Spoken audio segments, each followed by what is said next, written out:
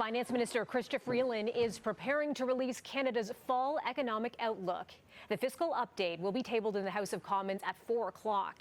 A senior government official says the Liberals will announce $15 billion in low-cost loans for builders and a $1 billion fund for affordable housing. Experts say Torontonians are looking for a number of things in the statement today. Business editor Mike Eppel is tracking developments. Mike, the statement is coming on the same day as the release of October's inflation report, and it appears there is a little progress when compared to September's numbers. Yeah, Melissa, the inflation rate's cooling down a little bit. October's cost of living index was down to 3.1%, down from 3.8% in September. So that's pretty significant on a month-to-month basis and year over year. It's heading in the right direction. The problem, though, when, the target is 2%, still got that little space there between where it is and where it needs to be in the eyes of the Bank of Canada. So they're going to keep interest rates elevated. They're not going to change rates for the near term. And you look at the underlying price pressures still within the economy. Housing costs, front and center. Rents are up 8% plus year to year. Mortgage interest costs, because interest rates have gone up as fast as they have, up 30%. So when we've got the financial or fiscal update this afternoon, all of the talk is going to be about the cost of living, primarily focused on the housing market.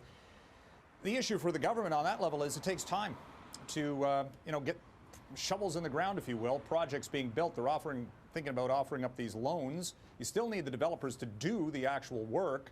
And will they see the take-up rate that they're hoping for? So still a struggle, I suppose, within the economy to get inflation under control. I will say, though, that gas prices were one of the key contributors to making it feel like we're not, seeing or paying as much as we were in the peak of inflation. Gas prices down 8% last month, year to year. So certain things getting a little less expensive. Okay, I want to dive into this a little bit more. Something else you already touched on. We know that Canadians have been feeling the pinch with the rising cost of living and higher interest rates. So how could that factor into today's fiscal update?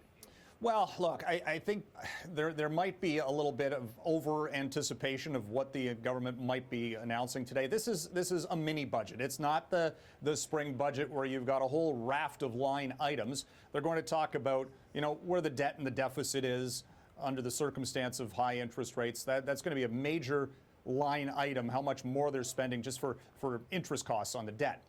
There'll be some housing initiatives, but I don't expect to be any specific item of more checks or one-time items to, offset the price at the grocery stores, for example.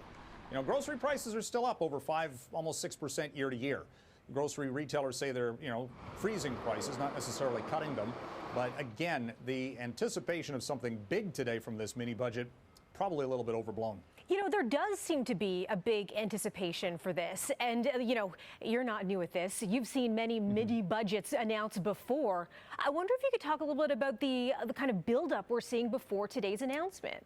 I think there's a lot of pressure, quite frankly, on the Trudeau government to be seen to be doing something. Because, it wasn't that long ago where the Prime Minister said, housing's not our jurisdiction. That's up to the provinces. And then all of a sudden, over the past couple of months, they've been doing, daily announcements about funding to projects in cities across the country. So, the optics, it comes back. Look, their polls aren't great. Their ratings aren't great among the electorate. That's key to this as well. So, they want to be, again, seen like they're working to alleviate cost pressures, because that's the topic. That's what people have been talking about all year. The cost of living. It's been deemed a crisis, hitting certain pockets of the economy more than others. So it's going to be interesting to see how they do this and whether there's any substance, I think, from this statement coming up today as opposed to just optics. Chrystia Freeland was in Toronto last week. She made 3 announcements, and I can't count how many times she said the words affordability and housing.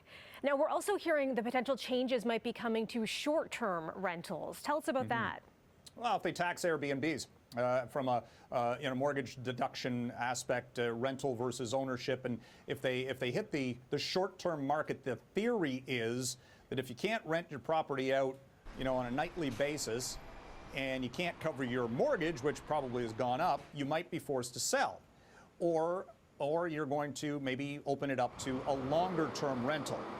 Talked off the top about the fact that rental rates have gone up over 8% compared to a year ago. They're at record highs in the city because there's nothing available, because people don't want to buy anything right now because mortgages are too expensive and housing costs haven't come down. We're stuck. So they want to try to free up some of these properties, which may or may not really be sitting empty. We don't know in the short-term rental space. The argument against doing something to hit, Airbnbs or what have you, does that take it into the gray market, and they just don't actually talk about what they're being rented for or to whom, and maybe just kind of on a cash basis. It will be interesting to see what comes out of Ottawa today. Thanks for that, Mike. We'll be watching for your updates throughout the day on City News 680. Okay, thank you.